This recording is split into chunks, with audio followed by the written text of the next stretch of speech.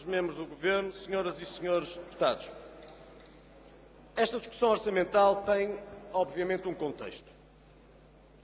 O PS governa há mais de 3 anos, obteve a primeira das maiorias absolutas da sua história, não depende de nenhum outro partido para o que seja, como nenhum outro partido pode impedir a governação. Para vencer eleições, o PS prometeu, para governar fez previsões, mas hoje, na última das discussões orçamentais, entrados no fim da legislatura, temos mesmo que perceber os resultados. Já lá vai o tempo do canal Memória e já lá vai o momento em que o que se passou antes desta legislatura servia para desculpar alguma coisa. E a pergunta é legítima. Se passado 3 anos o país está ou não está melhor do que estava antes? Sr. Presidente, senhoras e senhores deputados, depois de atingido o pior resultado dos últimos 21 anos, a taxa de desemprego fixou-se para já em 7,6%. As famílias portuguesas endividaram-se 129% acima do seu rendimento disponível, mais 29% em cada mês do que aquilo que ganham para sobreviver. A sua poupança é a menor dos últimos 40 anos, 7,9% do rendimento disponível. A dívida das empresas à banca já ascende a 14% do PIB. Durante todo o tempo, os salários, os rendimentos e as pensões cresceram sempre abaixo da inflação. Em compensação, o preço dos bens essenciais foi crescendo muito acima dessa mesma inflação. Portugal exibe até o infeliz título do país com maiores desigualdades sociais da Europa, coisa que não sucedia. Pagamos mais em todos os impostos. E, em alguns casos, idosos que não pagavam impostos agora pagam, num exemplo de insensibilidade social que choca. Os resultados têm sido assim, Sr. Primeiro-Ministro, maus. Sustentadamente, ano após ano. E esta é, depois de 3 anos de governação, a marca falhada dessa governação de esquerda de Portugal.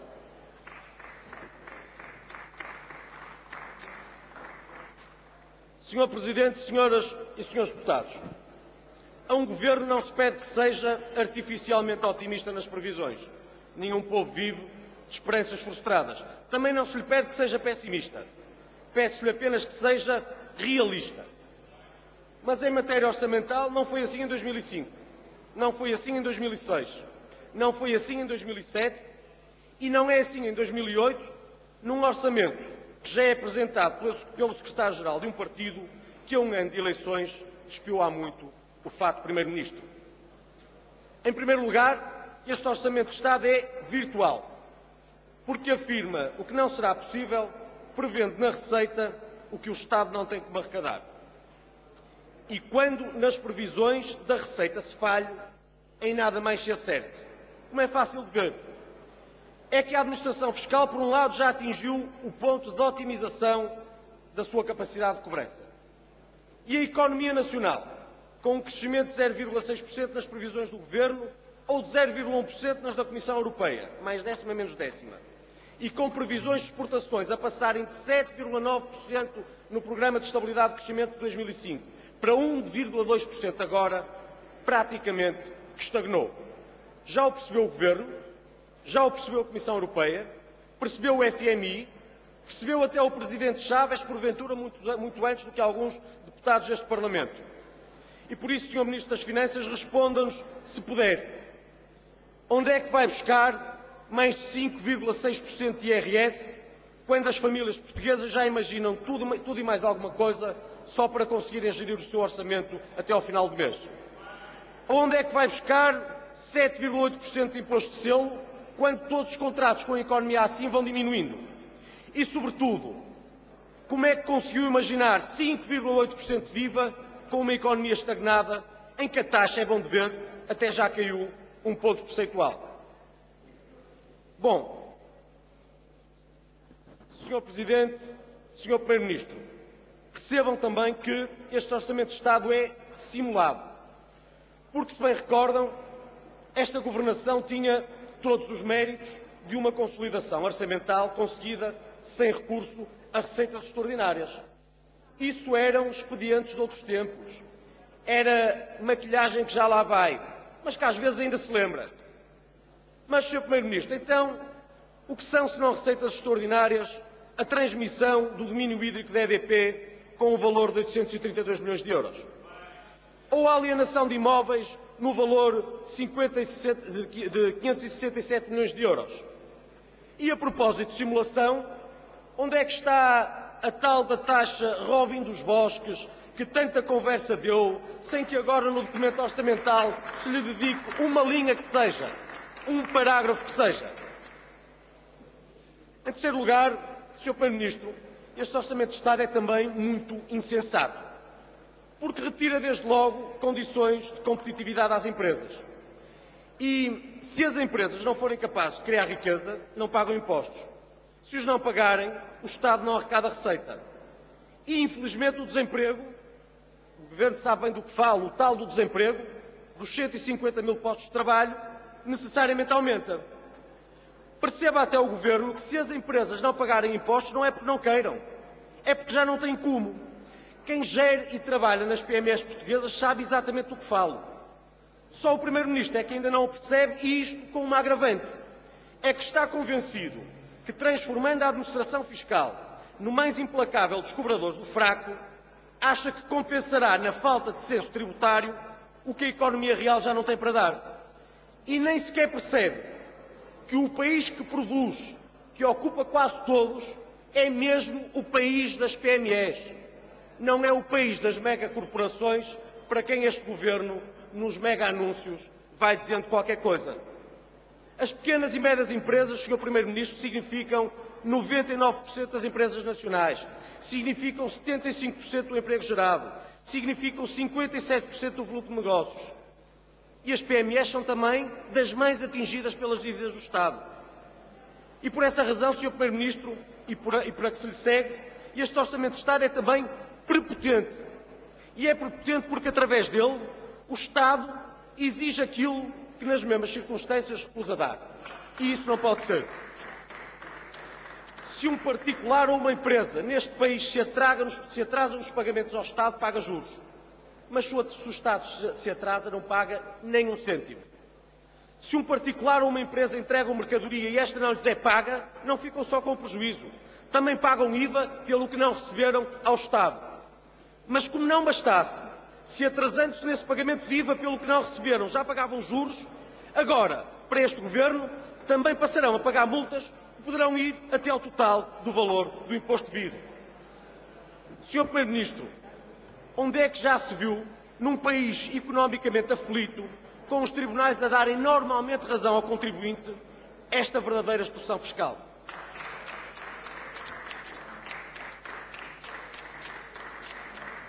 Sendo que, pelo caminho, o Governo não tem sequer a visão e o bom senso de aceitar a proposta do CDS para que, ao menos, a devolução do IVA às empresas possa ser mensal e não trimestral, o que, obviamente, não só resolveria dificuldades de tesouraria que genericamente tem e a realidade nacional não esconde, como, mais depressa, injetaria liquidez na economia. E mesmo sabendo que o IVA devolvido nem sequer significa menos receita para o Estado. É um reembolso devido, e é um reembolso devido que apenas implica melhor gestão de tesouraria. Em quinto lugar, Sr. Primeiro-Ministro, Srs. membros do Governo, Sr. Presidente, este Orçamento de Estado é insuficiente. E quando retifica, o Governo dá razão ao CDS, só que neste caso não chega. É que, Sr. Ministro das Finanças, é uma vergonha, no século XXI, uma publicação na internet que diz que as dívidas do Estado são de 10 milhões de euros, para depois o ouvirmos reconhecer ao país que, afinal, são de 2,5 mil milhões de euros. E acha o Sr. Ministro das Finanças normal, perante este valor, 2,5 mil milhões de euros de dívidas do Estado, que da lista na internet que as contém apenas constem uma empresa, uma misericórdia e uma fundação? O Sr. Ministro achará normal. Porventura foi exatamente isso que o Governo pretendeu, mas nós não. E sabemos o que isto significa. E quem lhe diz, Sr. Ministro, é um deputado que apresentou o projeto de lei que o CDS quis ver discutido nesta Assembleia e que, depois de aprovado, aquela maioria mutilou, aquela maioria deturpou. E por isso a pergunta que lhe deixo, Sr. Ministro, é se está finalmente disposto a aceitar uma verdadeira lista das dívidas do Estado. Uma lista que automaticamente em situação de paridade perante qualquer particular ou empresa dê a conhecer ao país quanto é que o Estado deve, a quem deve e como deve. Até porque, Sr. Ministro, é imoral que este Estado publique uma lista de cidadãos e empresas que devem ao Estado para nem sequer dar a conhecer os casos em que muitas vezes essas mesmas empresas e esses mesmos cidadãos são credores do Estado em quantias muito superiores. Perante o país, essas pessoas e essas empresas dão calotes, mas a verdade dos factos é que o Estado significa um calote muito superior. E isso, Sr. Ministro das Finanças, Sr. Primeiro-Ministro, não é aceitável.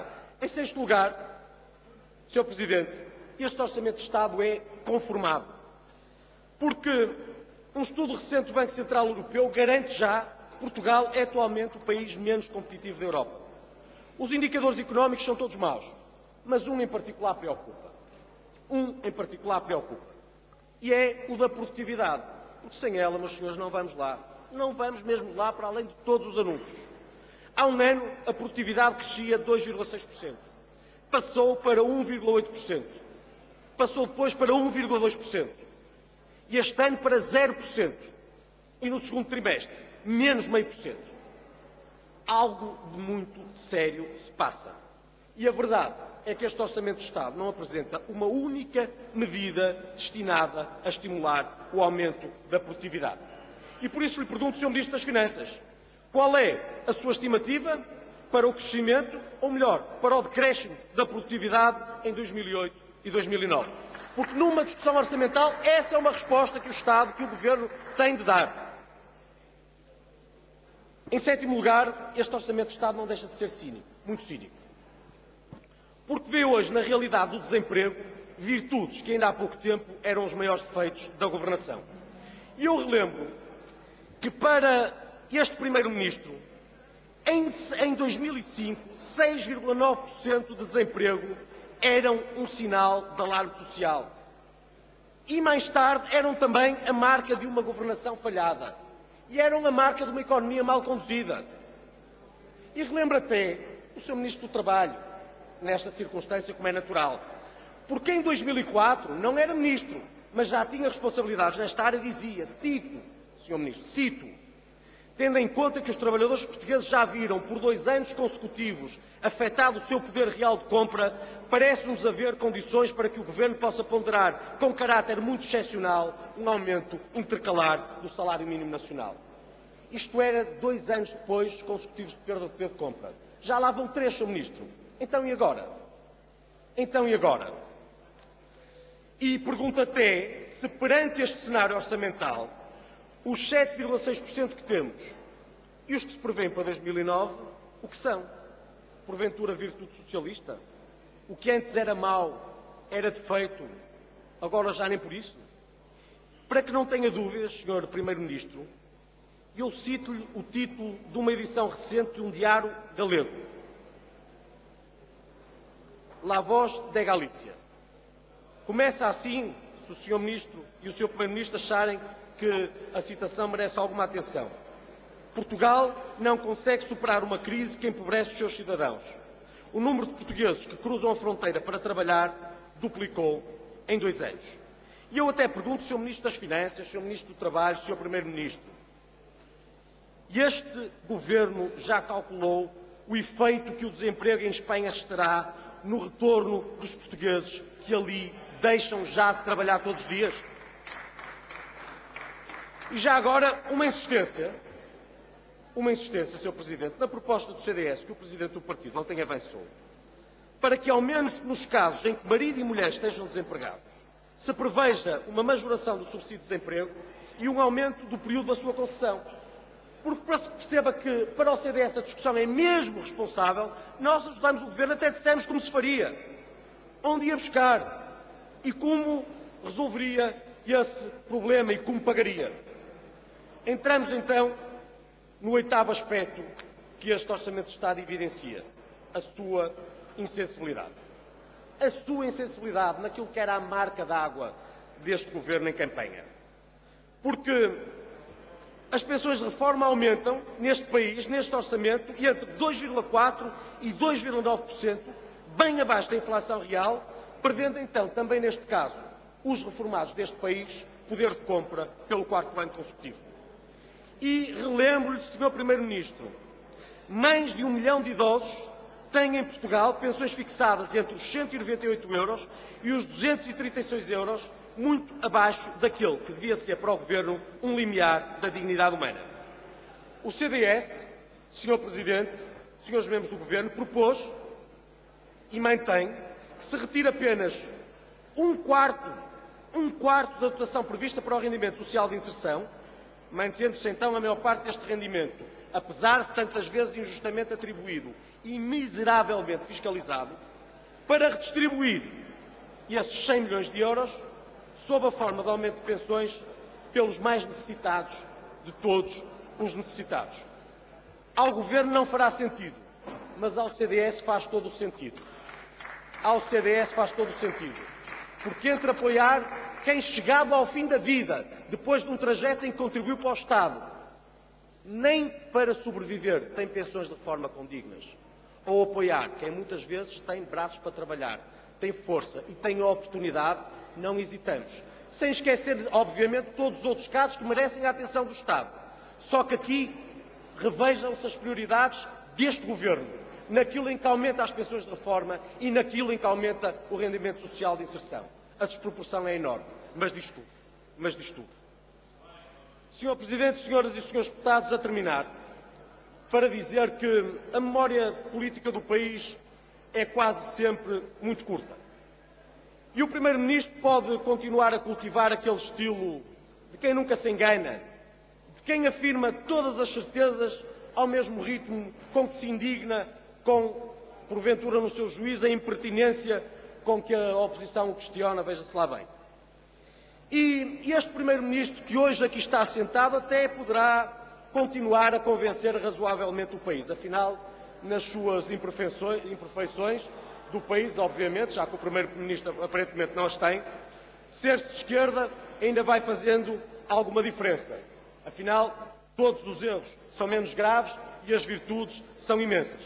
Só que nós no CDS, que teimamos em ser à direita neste país,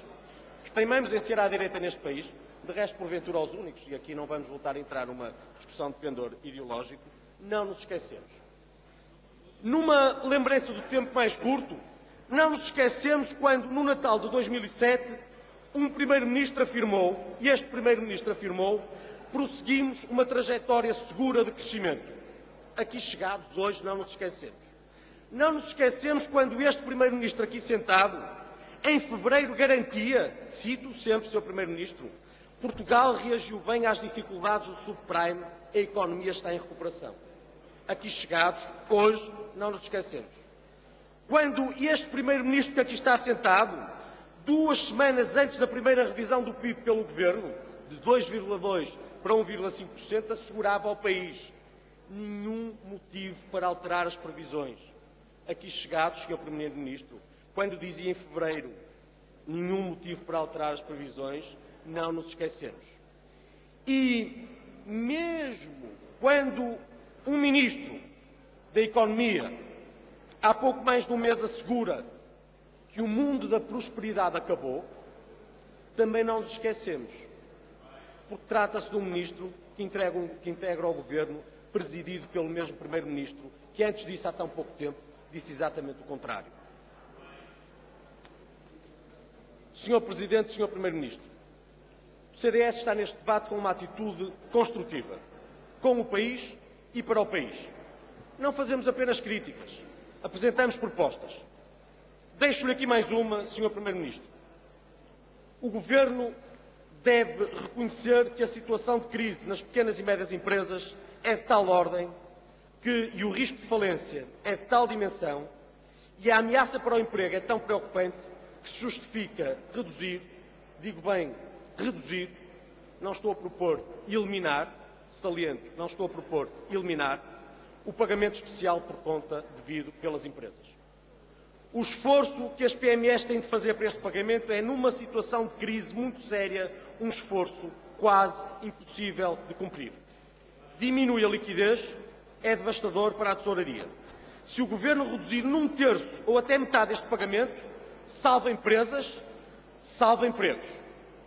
É prioridade e pode financiá-la através de modestos cortes, por exemplo, em obras não urgentes e maior seletividade na despesa com assessorias externas. É mais uma boa proposta do CDS. Esperamos que ao menos o Governo a ouça, reflita e pondere.